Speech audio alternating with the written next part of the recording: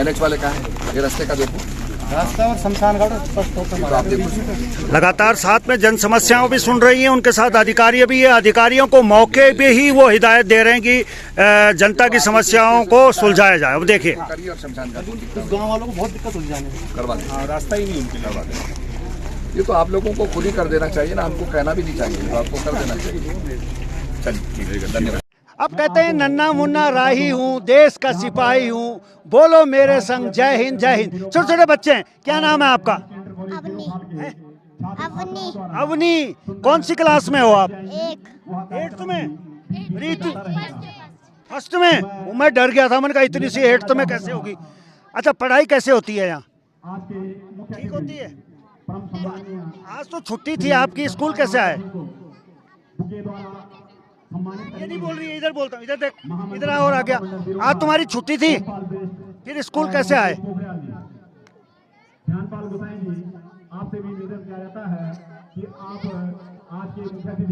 ये बोल नहीं रही, इधर आता हूँ, थोड़ा बड़े बच्चे हैं। आज छुट्टी थी, क्या हुआ, स्कूल कैसे आए? आज सतपाल महाराज जी यहाँ आने वाले थे मंदिर का उद्घाटन करने के लिए, इसीलिए हम आज स्कूल में उनका। सतपाल महाराज जी को पहचानते हो आप? हाँ। कहाँ है, जो उंगली से बताना। वो है सतपाल महाराज। अच्छा, अच्छा, कैसे लगते हैं सतपाल महाराज? अच्छे। अच्छे। हाँ।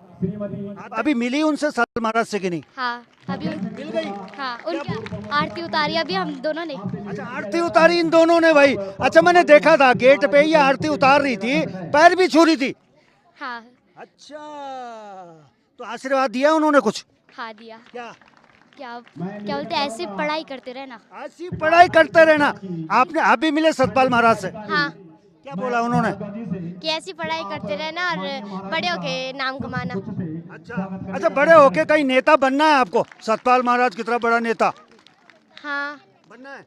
किस्मत में लिखा होगा तो बन जाएंगे। किस्मत में लिखा होगा तो बन जाएंगे। अच्छा, एक और मुंडी हिला रही पीछे, थोड़ा उसके पास भी आना चाहूंगा। ये भी मुंडी हिला रही है, इधर आता हूँ थोड़ा।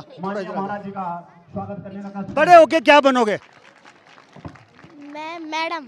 मैडम, नेता नहीं बनोगे? अगर हो किस्मत में होगा तो बन जाऊंगी। अरे किस्मत में होगा, ये कह रही किस्मत में होगा तो बन जाएंगे, नहीं तो मैडम बनना है। अच्छा, मैडम बन के बच्चों को पढ़ाना है?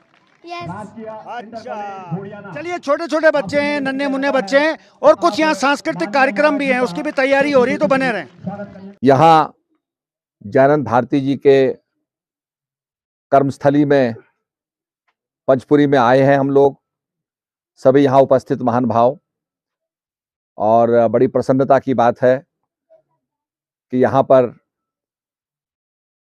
जयनंद भारती जी की जो जयंती है वो राजकीय मेले के रूप में जो है घोषित हुई है, और पूरा प्रदेश उसको मनाएगा।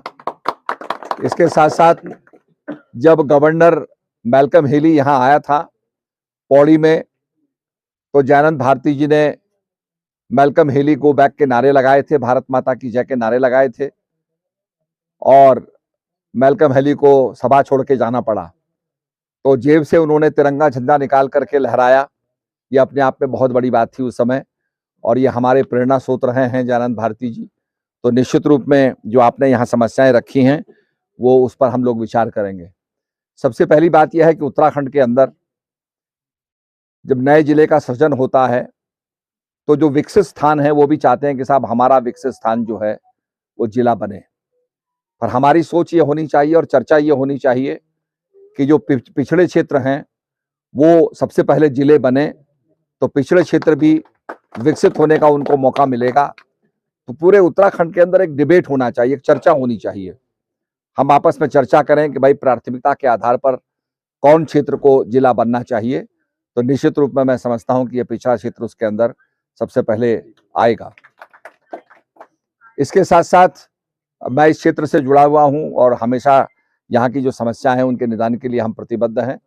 आप जानते हैं कि फंड्स की एक कमी होती है और उस फंड्स को पूरे प्रदेश के अंदर खर्च करना पड़ता है, पर निश्चित रूप में मेरा ये मानना है कि ये जो स्थल हैं बड़े प्रेरणा स्थल हैं और पूरे उत्तराखंड की धरोहर है ये हमारा जयनंद भारती जी का आश्रम।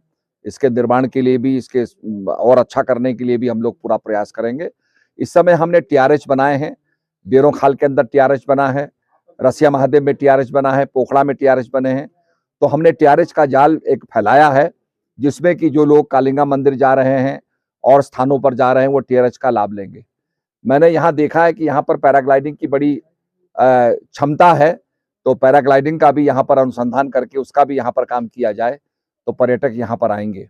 ये हमारा एक मैं समझता हूँ कि तिरहा है, यहाँ पर पोखड़ा से थैलीसैंण जाने का और बेरोखाल जाने का ये मार्ग है, तो बहुत इंपॉर्टेंट डेस्टिनेशन है और इस इलाके में बहुत ज़्यादा टूरिज्म की संभावनाएं हैं, जिन संभावनाओं को हमें आगे उसका विस्तार करना है, उसका विकास करना है। कालिंगा भगवती जो है, तिलोरोतेली कालिंगा भगवती की पूजा किया करती थी और बहुत सुरभ्य स्थान है, बहुत सिद्ध पीठ है, उसको भी हमने भगवती के सर्किट में रखा है। इसी प्रकार से यहाँ पर बिनसर महादेव को हमने सर्किट में रखा है, हमने पैठानी को सर्किट में रखा है, वहाँ राहु का मंदिर है, नवग्रह सर्किट में पैठानी को भी हमने रखा है। तो निश्चित रूप में मैं ये चाहूँगा कि जो बद्रीनाथ जाते हैं, जब बद्रीनाथ से निकल करके आएँ तो कर्णप्रयाग से नंदासैण होते हुए, थैलीसैंण होते हुए और आपके पैठानी होते हुए अगर वो पौड़ी जाते हैं तो ये एक वैकल्पिक मार्ग बनता है।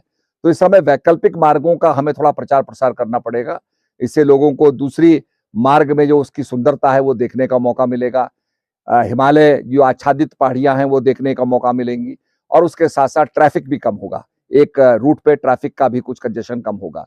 तो वैकल्पिक मार्गों को खोला जाए और इसके साथ साथ जो हमारी समस्याएं बनी हुई हैं इस समय, राशन कार्ड की समस्या, अभी मुख्यमंत्री जी से मैंने गाड़ी में बात की, उनको मैंने अवगत कराया कि पुराने राशन कार्ड तो हैंडओवर हो गए हैं, नए राशन कार्ड बनने में दिक्कत हो रही है, तो उसको युद्ध स्तर पर उस काम को किया जाए। तो उन्होंने विश्वास दिलाया है कि इस काम के लिए तुरंत वो आदेश देंगे, तुरंत कार्रवाई करेंगे और जल्दी ही राशन कार्ड बनेंगे ताकि लोगों को राशन मिल सके। आपने जो मेरा यहाँ स्वागत सम्मान किया उसके लिए बहुत बहुत धन्यवाद।